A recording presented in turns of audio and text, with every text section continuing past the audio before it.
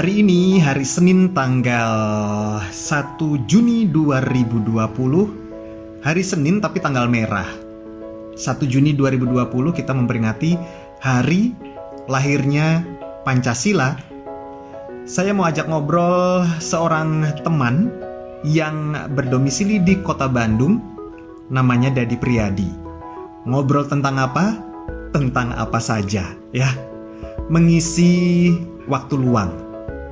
Saya orang yang sangat sibuk, beliau orang yang sangat sibuk. Akhirnya bisa menemukan waktu ngobrol singkat melalui online. Jadi hari ini hari Senin tanggal merah 1 Juni 2020. Akhirnya saya bisa ngobrol dengan Om Dadi. Halo Om. Halo Om Gaza. Aduh, perjuangannya nih ya untuk bisa live kayak gini luar biasa. Sinyal lah, gambar lah, audio lah, aduh. Tapi kalau ngomong di sini alasannya jangan sinyal dong. Iya, apa dong? Jadi alasannya kita ini susah untuk bertemu karena sama-sama orang sibuk ya. Oh. Iya. Wah, iya betul. Tapi saya dapat value yang benar-benar bagus nih hari ini. Kalau kita niat udah kuat, udah yakin, halangan apapun, rintangan apapun nggak jadi masalah. Maju terus asalkan bisa live bareng, ya nggak sih? Luar biasa. Live ini antara Kota Serang dan Kota Bandung. Iya, dekat lah sekarang, nggak berjarak. Betul, nggak berjarak. Dengan teknologi kita bisa berkomunikasi ya. Betul sekali. Dan tanggal 1 Juni 2020 itu kan kita memperingati hari kelahiran Pancasila. Pancasila, nilai-nilai luhur para the founding father negara ini, dan tugas kita generasi muda untuk terus menerapkan dan memeliharanya sampai kapanpun juga. NKRI harga mati. Iya. Makanya kami berdua tanpa disepakati, tanpa ada janjian, ternyata dua-duanya pakai baju Garuda. Iya dong. Tuh Garuda dong. Tunjukkan Garudamu di dadamu. Wish. Mana nih? Gini ya? Iya. Iya. Kaosnya merah, Garudanya kuning. Kalau dirimu kan kaosnya putih, Garudanya merah. Putih, merah. Ngomong-ngomong, itu sejak kapan punya kaos Garuda? Ceritanya gimana tuh? Oh, pas jalan-jalan biasa, ke jalan-jalan ke mall kan. Bagus juga tuh, ada yang jualan juga kan, ke toko gitu. Ini bagus juga, saya beli 2 kalau nggak salah gitu. Buat siapa? Lagi sale, ya bos saya. Dua-duanya? Atau saya kalau ngelihat seragamnya ada Garudanya, entah itu seragam timnas bola atau seragam buat yang main. Yang satu lagi ada yang kaos kerahnya gitu. Saya suka aja, saya langsung beli juga gitu. Oh gitu, Anda pecinta burung ya? Burung Garuda. Kok tahu? Karena udah mulai absurd. Kalau baju ini itu sejarahnya pas timnas tahun berapa ya? Timnas kapan ya? Pakai lagi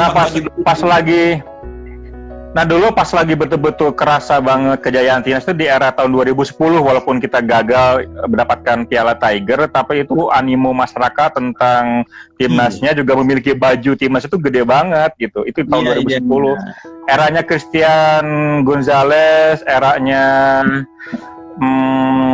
Ivan Bahdim, nah itu. Iya. Keren. Iya. Itu tahun 2010 itu. Desember 2010.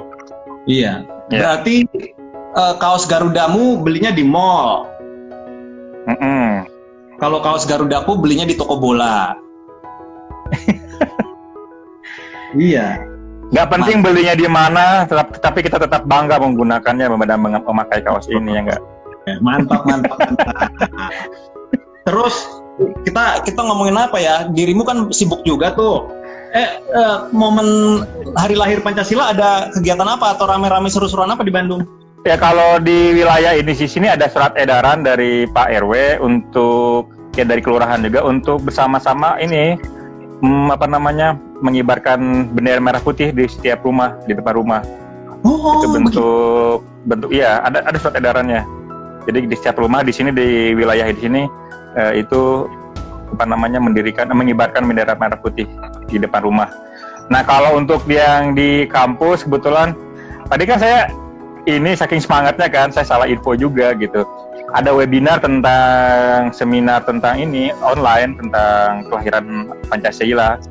Saya udah jam 8 udah mandi, udah rapi gitu. Ternyata pas lihat dicek, saya tanya ke panitia, saya udah klik gitu kan Google Meet. Ternyata jadwalnya hari Rabu besok bukan hari ini. Iya. Saya udah semangat gitu karena saya lihat juga teman-teman yang kerja di BUMN di mana gitu kan mereka upload menggunakan seragam rapi dan foto di belakangnya ada TV yang memang ada Pak Presiden sedang memimpin upacara. Ternyata itu adalah bukti kehadiran mereka upacara secara virtual ternyata. Aduh. New normal ya? New normal, sekarang harus serba virtual. Upacara pun virtual sekarang. Iya. Jadi dia pakai seragam. Iya, pakai seragam. Upacara di rumah. TV. Iya. Ya, itu ada bukti kehadirannya kalau dia udah ikutan upacara. Iya. Anda juga melakukan seperti itu, Mas Bro? Oh, enggak, saya enggak. Kenapa? Ya karena tidak ada. Atau bagaimana? Ya tidak ada himbauan, tapi kan kalau ada himbauan juga seneng aja gitu kan. Udah lama juga gak upacara juga. Iya. Ya kan dulu kan anak paskibraka juga di kampus, anak protokoler juga. Jadi hal-hal seperti itu seneng banget. Iya. Kayaknya kalau kita ngomongin new normal ini akan banyak hal-hal yang baru ya.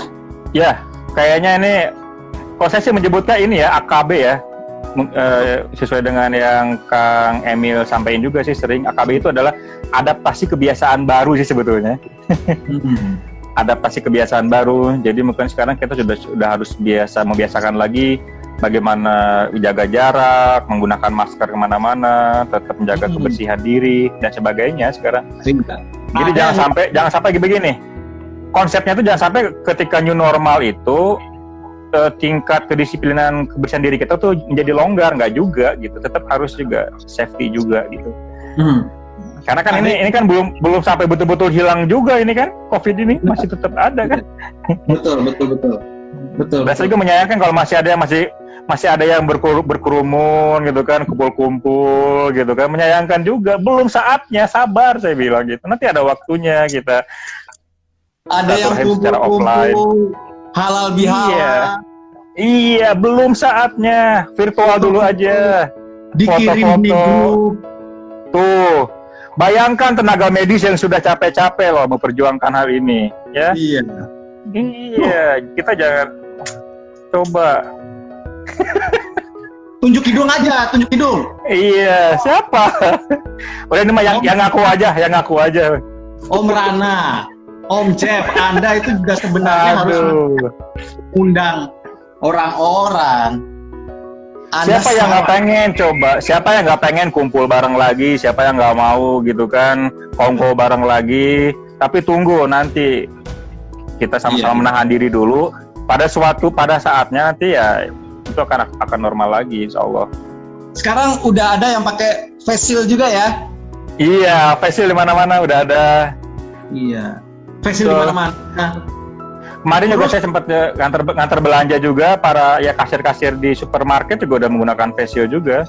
Iya. Di perbankan juga udah pakai penghalang kayak apa ya sih namanya teh? Plastik itu tuh namanya. Mika. Iya, Mika, betul. Jadi sekarang udah ada batasan. Mika Tambayong. Ayunda, Raisa. Gitulah. Jadi milih yang mana? Raisa, Mika Tambayong atau Ariel Tatum? Saya sih tetap naksirnya sama Ari Wibowo ya. Kok Ari Wibowo? Kalau enggak Ari Wibowo. Berry Prima. Gagarudi mungkin ya. Padahal kan tulisannya Jose Rudi tapi Gagarudi. Aduh, ketahuan banget umurnya. Ada lagi yang menarik itu ini masker. Masker ini kayaknya kedepannya juga akan banyak kreasi-kreasi nih, karena kemarin itu kalau nggak salah aku melihat siapa yang dulu Kapolda, yang sekarang ini dia pakai masker tapi wajah dia terus senyum gitu. Kapolda mana? Yang dulu Kapolda, yang dulu Kapolri Tito. Pak Tito Karnavian. Tito Karnavian. Kemarin Iya. dia pakai masker, tapi bentuk maskernya itu wajah dia dan dia ada bibir lagi senyum gitu. Jadi kalau dilihat dari jauh dia masker. Kayak senyum. Itu Iya. bisa jadi tren dan bisa kita bisnisin ini. Iya.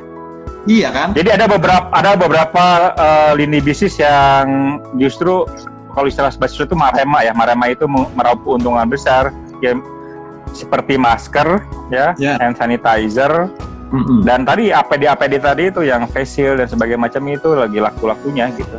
Benar. Dan kemarin sempat juga ada tren juga sih. Udah mungkin bergeser kemarin kan kalau lebaran tuh harus pakai beli baju lebaran ya. Sekarang baju lebaran digeser oleh masker lebaran kemarin. Iya. New normal. Jadi ganti udah masker lebaran. New normal. Iya. Lari geser ke obrolan bisnis. Jadi beberapa waktu katanya mau yang ringan-ringan aja, nggak usah. Ini sebenarnya yang berat itu cuma topik sama tema topiknya aja. Obrolannya tetap apa ringan. gitu ya? Oh, ringan. Emang temanya apa gitu ini? Iya, nggak ada tema. Iya. Kan tadi kan barusan dirimu ngomong ada bisnis yang meraup keuntungan banyak gitu kan? Betul. Beberapa waktu yang lalu kan dirimu juga memposting tips memotivasi diri Anda dalam berbisnis. Ya? Betul. Oh, brewok kan? Oh, iya. Itu tahun lalu atau 2 tahun yang lalu mungkin ya, karena masih berewokan. Oh iya, tapi postingan Anda 15 Mei 2020. Wah, inget juga ya, Mas. Ya. Ada di sini. Niat banget. Ya. Niat. Ini modal buat Oh iya. Oke. Itu kan positif. Saya lupa lagi tuh tips. Iya, saya lupa lagi tipsnya apa itu. Nih, tips memotivasi diri Anda dalam berbisnis yang pertama, temukan satu hal yang sangat penting yang benar-benar ingin Anda capai. Betul. Maksudnya? Wah, ditanyain. Ya kemarin juga beberapa hari yang lalu juga saya ngasih materi juga tentang find your passion ya, temukan passion Anda. Jadi itu cocok juga. Jadi gini, maksudnya gini, kalau kita ingin berbisnis ya, itu yang harus sesuai dengan passion kita, sesuai dengan kegemaran kita gitu, supaya kita juga menikmati menjalankannya. Beda nggak sih? Coba gini, beda kalau misalnya ada orang yang cuma sekedar bisa masak, sama yang sama yang betul-betul dia cinta masak gitu. Beda itu racikannya, hasilnya juga beda. Kalau yang suka masak sekedar ya masak-masak jadi udah selesai, jadi dia nggak menikmati. Tapi kalau yang betul-betul passionnya di sana, kesukaannya di sana, kecintaannya di sana gitu, itu bisnis yang dihasilkan juga beda gitu. Benar. Ketika beda, dan pasti juga nanti produk yang dihasilkan juga beda, entah produk atau jasa juga yang dihasilkan beda kalau dari cinta. Itu nyampe juga nanti energinya ke konsumen juga gitu. Iya. Makanya salut sama orang-orang yang memang dia berbisnis tuh niat banget gitu, sampai memperhatikan hal-hal detail gitu. Iya. Karena penuh kecintaannya ke bisnisnya. Seneng masak sama cinta masak itu beda ya? Beda, levelnya beda. Jadi kalau pacaran sama gini. Jadi kalau sama gini, ya gimana? Hanya untuk mengisi waktu, sama pacaran untuk benar-benar naik ke pelaminan itu beda ya?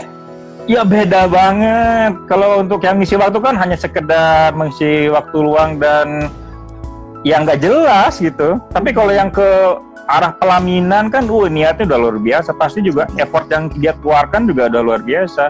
Tujuannya nikah gitu. Betul. Dan nggak pernah ada membayangkan dalam dirinya itu untuk menyakiti perasaan pasangannya. Tapi fokus serius. Beda. Dan menjalani hubungan juga beda. Apalagi bagi Anda yang pacaran hanya untuk nafsu birahi. Waduh. Hentikan dari sekarang. Kalau hanya niatnya seperti itu, hentikan. Biar saya saja yang mengatur. Biar saya aja yang mengalami, yang lain jangan. Biar saya saja yang menjadi korban, bukan pelaku. Nih, yang pertama tadi adalah temukan satu hal yang sangat penting yang benar-benar ingin Anda capai. Tadi sedikit banyak sudah dijelaskan. Yang kedua, tips dari Bapak Muhammad Dadi Priadi SOS MAB. Tips nomor 2 apa itu? Adalah kenali kekuatan dan kelemahan diri Anda sendiri. Wah, cocok. Setelah menemukan passion, kegemaran, kecintaan kita pada sesuatu, baru kita identifikasi kelebihan apa dan kekurangan apa di bidang bisnis yang kita ingin geluti. Gitu. Contoh begini. Contoh ada seorang penyiar radio nih ya, sudah belasan tahun di Gubernur Banten nih. Ada nggak? Di Gubernur Banten. Di Provinsi Banten. Di Provinsi Banten ya. Bahkan sudah mencapai level penyiar terbaik se-Banten Raya gitu. Itu udah pasti jam terbangnya udah luar biasa gitu. Dan saya yakin nggak mungkin kalau passionnya itu nggak ada di bidang gitu, nggak mungkin. Pasti dia menikmati banget gitu. Nah setelah itu, pasti hari-hari melakukan aktivitas passionnya itu, dia makin tahu nih kelebihannya apa, kekurangannya apa, diidentifikasi. Oh kelebihannya misalnya mudah bergaul, mudah mendapatkan berkenalan dengan orang lain, mudah mendapatkan klien untuk mendapatkan iklan dan sebagainya macamnya. Dan kekurangannya misalnya kekurangan teamwork, kekurangan supporting system dan sebagainya. Nah kekurangan itu ditutupi juga gitu. Kelebihannya ditingkatkan, kekurangannya ditutupi dengan hal-hal itu tadi. Dan ingat, kita sukses nggak bisa sendirian, harus bareng-bareng, harus ada teamwork. Teamwork ya. Iya, nggak bisa sendirian. Berarti itu sama aja dengan identifikasi apa yang benar-benar menjadi passion Anda dong ya. Harus kita bisa mengidentifikasi. Iya. Dan ingat, passion itu bukan hanya sekedar mengisi waktu luang dan memuaskan hobi kita, enggak. Tapi lebih jauh ke arah sana sehingga kita bisa menghasilkan sesuatu yang bernilai dari passion kita. Ketika sudah mendapatkan yang bernilai itu bukan hanya sebatas materi yang didapat, tapi juga yang lainnya juga. Maksimal kita bisa memberikan kebermanfaatan buat banyak orang. Nah itu minimal itu dari passion kita. Contoh misalnya passion saya itu memang seneng saya juga termasuk orang yang terlambat juga mengenali passion juga. Tapi sampai ke sini ternyata sudah mengenali bahwa passion saya itu di bidang public speaking gitu kan. Seneng ngomong di depan orang, seneng jadi MC, seneng. Kan kita juga pernah jadi duet maut ini ya, MC reunian, MC wedding nanti ke depan. Mahal ya? Iya. Nah gitu. Trainer, dosen, dan ketika itu udah tahu ya akhirnya ya diperdalam. Nah kelemahannya apa? Kelemahannya misalnya dari segi intonasi, artikulasi, itu kan ada latihan vokal dan sebagainya macamnya. Misalnya terus dari segi kepercayaan diri, misalnya masih belum dilatih juga gitu. Ya hal-hal yang kelemahan itu kita latih. Dan gini, kalau udah menemukan passion, jangan hanya sekedar ketemu udah, tapi juga harus ada challenging-nya, ada tantangannya gitu, supaya kita tuh terus naik skill-nya gitu. Betul. Yes, gitu. yes. Jadi kalau ada undangan diminta menjadi apa ya siap aja, insya Allah aja gitu kan, menjadi pemateri, pembicara, moderator, itu kan tantangan buat diri kita. Ketika kita sudah jam terbang udah banyak ya insya Allah gitu. Iya, tiba-tiba kita diminta menjadi MC pada pernikahan mantan, datang aja nggak usah gimana mantan terindah tapi nangis loh. Pernah nggak datang ke nikahan mantan? Saya kan nggak punya mantan. Oh, nggak punya mantan. Saya korban, bukan pelaku. Oke. Saya pernah dulu datang ke nikahan mantan. Oh, pernah ya? Punya pengalaman datang ke pernikahan mantan ya? Pernah dong. Rasanya gimana? Sakit. Oh, sakit. Iya. Nanti video ini akan share secara khusus ke Ibu Dokter Dewi ya. Ada di sini lagi dengerin ketawa-tawa aja deh. Halo. Aduh. Belum mandi deh. Jadi suara saya juga bisa didengar oleh beliau? Enggak, lagi pakai headset. Oh begitu. Jadi suara saya kan kedengeran. obrolan rahasia aja ya. Iya. Udah tahu kalau ini hanya buat kebutuhan konten gitu. Udah tahu. Beliau sudah tahu kalau setelah kita rekam juga langsung dihapus ya. Nggak ada tempatnya. Sudah tahu lah keabsurdan. Satu hal yang tadi sempat disinggung adalah kalau kita mau maju nggak bisa bekerja sendiri. Artinya di poin keempat itu tips memotivasi diri Anda dalam berbisnis, yaitu bangun tim pendukung untuk mewujudkan tujuan bisnis Anda. Betul, supporting system harus ada. Betul. Saya yakin para YouTuber yang sekarang udah followernya udah jutaan itu nggak mungkin dia video sendiri, ngedit sendiri, ya nggak sih? Bawa kamera kemana-mana sendiri nggak mungkin gitu. Ya, dia harus ada orang-orang yang harus, nggak mungkin. Atau bikin konten YouTube sendiri, gadun FM sebagainya, nggak mungkin sendiri kan? Kolaborasi dengan yang lain nggak mungkin. Iya, itu.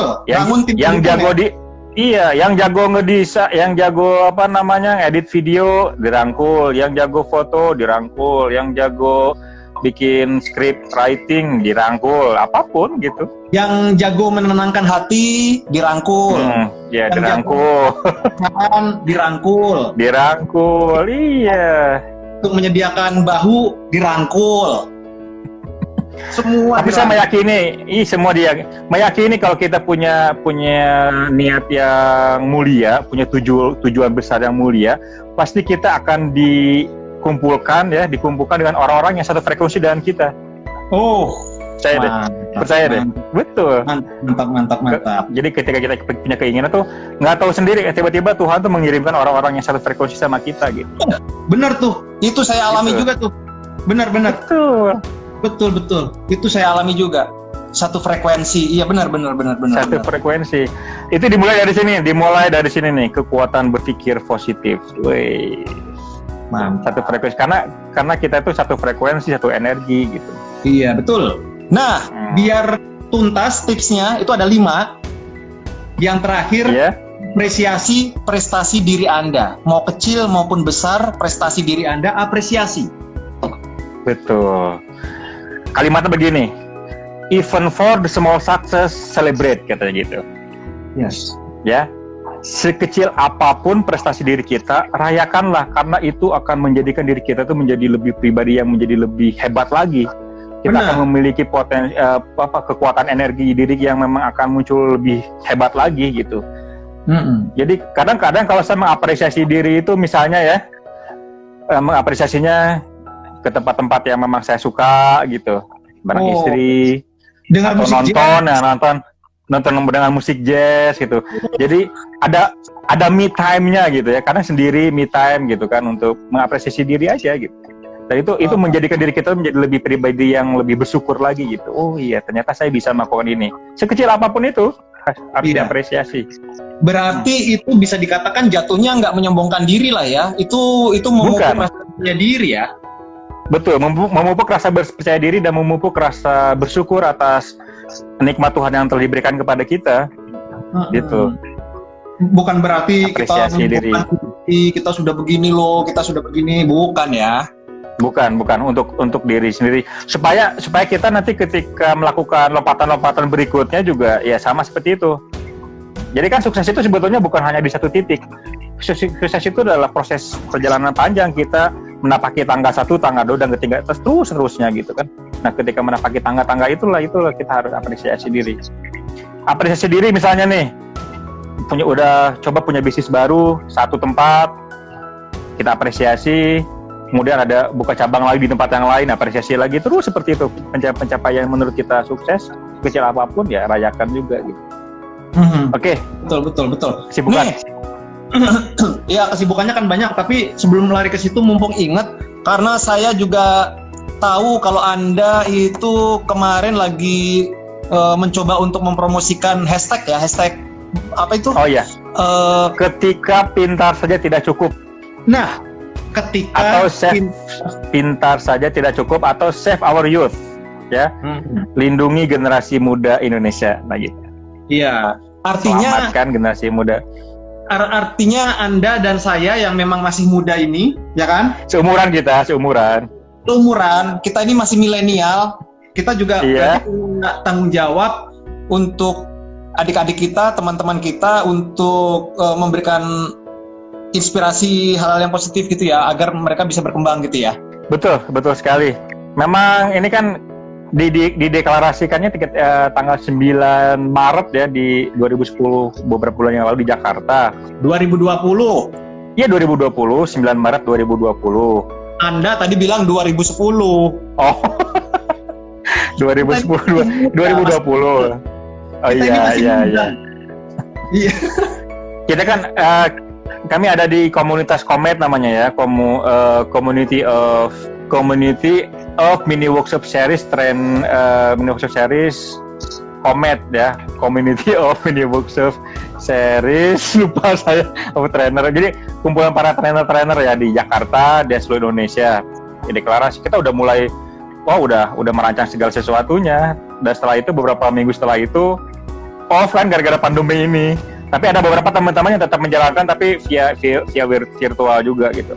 Ada beberapa yang tetap menjalankan secara online dan tujuannya sama-sama menyadarkan sih kalau memang generasi muda ini Indonesia ini harus diberikan edukasi juga sih, pencerahan supaya mereka juga nggak begitu. Sekarang kita sadarlah kalau tantangannya luar biasa ya generasi muda Indonesia ini sekarang. Sangat. Kenakalan remaja, belum yang lainnya, bullying, sex abuse. Anda pasti tahu dong dengan penemuan kemarin narkoba paling besar di sekitar dekat rumah Anda dan saya itu di Kota Serang. Oh iya, itu luar biasa. Itu bangsa ya, ini ya, orang Iran dan apa tuh pelakunya tuh Iya. dari asing ya. Artinya Sampai 1 ton ya. iya. 800. Wah, kaget saya dengar cerita itu. Makanya berita itu. artinya narkoba itu kan sebenarnya udah nggak jauh lagi dari kita. Narkoba itu deket banget loh. Sangat deket, makanya ini harus betul-betul, iya, harus betul-betul kita saling menjaga. Dan hari ini kita lagi dihebohkan juga dengan penangkapan salah seorang aktor Indonesia juga nih. Hari ini ada ditemukan 16 kg ganja di rumahnya. Waduh, ngeri juga hari-hari gitu kan. Berita tentang penyalahgunaan narkoba, berita tentang kenakalan remaja, berita tentang macam-macam lah gitu kan. Dan itu bukan tanggung jawab hanya beberapa pihak, semua yang harus bertanggung jawab. Orang tua di rumah, guru di sekolah, dosen di kampus, terus juga peran pemerintah juga bareng-bareng. Dan lembaga-lembaga pendidikan, lembaga-lembaga sosial itu harus bergerak bersama gitu untuk menyelamatkan bangsa ini. Iya. Karena nanti di tahun 2040 kita tuh mengalami bonus demografi. Nah, Artinya generasi-generasi Indonesia di usia produktif itu lebih dominan dibandingkan usia yang tidak produktif. Bayangkan ketika usia yang produktif itu mereka tidak betul-betul berkualitas gitu kan. Ngeri juga bangsa ini menjadi apa gitu. Dan tanggung jawab kita semua. Nah, makanya gerakan ini juga gerakan mulia dan sebetulnya free of charge gitu. Dan materinya bagus. Mudah-mudahan ini bisa normal lagi nih pandemi. Saya juga kangen juga pengen sharing ke beberapa tempat di Serang, Banten juga untuk memberikan materi ini. Gitu. tapi kalau nggak bisa ketemu secara langsung kan setidaknya bisa cari strategi lain, misalnya lewat online ya. Betul, ya. Iya kan? Iya betul, Iya. bisa banget. Hashtagnya apa tadi sekali lagi? Ada Save Our Youth, ya. Satu lagi, ketika pintar saja tidak cukup. Itu buku dari coach saya, betul, dari pelatih coach Jakarta, Pak Antonio Dio Martin. Beliau itu expert di bidang EQ, emotional question. Jadi Ketika pintar Ad- saja. iya, di Gramedia udah itu juga laris juga bukunya, nanti bisa dibaca aja. Itu bagus, itu keren. Dan itu jadikan gerakan murni para trainer untuk sharing kepada semua pihak di seluruh Indonesia. Kebetulan saya kebagian di daerah Serang, Banten dan Bandung. Serang, Banten, dan Bandung Anda yang pegang. SBA bareng teman-teman juga. Terus saya pegang apa? Kau pegang bahu saya aja supaya tetap berdiri tegak ya. Mantap. Ada lagi hal yang menarik adalah webinar strategi bisnis pasca COVID-19 dan menghadapi new normal ya. Anda sering stalking saya ya? Iya, tuh. Ya. Aduh. Itu nanti hari Sabtu besok. Hari Sabtu besok. Hari Sabtu tanggal 6 ya? Tanggal 6 Juni. 2020. Iya. Secara umum, apa yang menjadi poin-poin yang nanti akan disampaikan secara umum webinar strategi bisnis pasca COVID-19 dan menghadapi new normal? Ya, itu juga salah satu kesibukan juga ya selama masa pandemi ya. Diminta untuk menjadi narasumber, diminta untuk jadi moderator, jadi pemateri. Ya, saya sangat senang juga sih ketika bisa sharing sama teman-teman. Nah, itu webinar itu strategi bisnis. Idenya ya bareng Pak Dekan juga. Yuk kita bikin aja webinar kerjasama dengan kampus lain. Kebetulan ada kampus di situ yang siap bekerjasama. Ada kampus Universitas Nurtanio dan Akademi Sekretaris Manajemen Taruna Bakti di Bandung. Terus saya kan kampus di Sanggabunya PKP. Dan jadi 3 kampus ini kerjasama memberikan ini aja sharing bareng tentang strategi bisnis menghadapi COVID ini dan pasca COVID ini, new normal. Kalau saya kebetulan dari perspektif ini membangun kekuatan internal SDM perusahaan.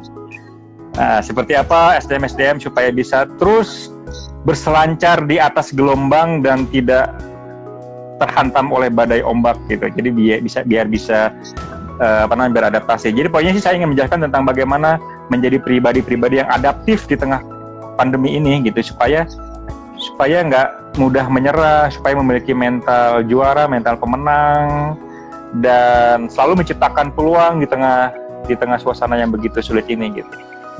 Yang menarik kegiatan ini gratis ya? Free, gratis. Ya, dan terbatas hanya 250 peserta dan mendapatkan e-certificate juga. Oh gitu.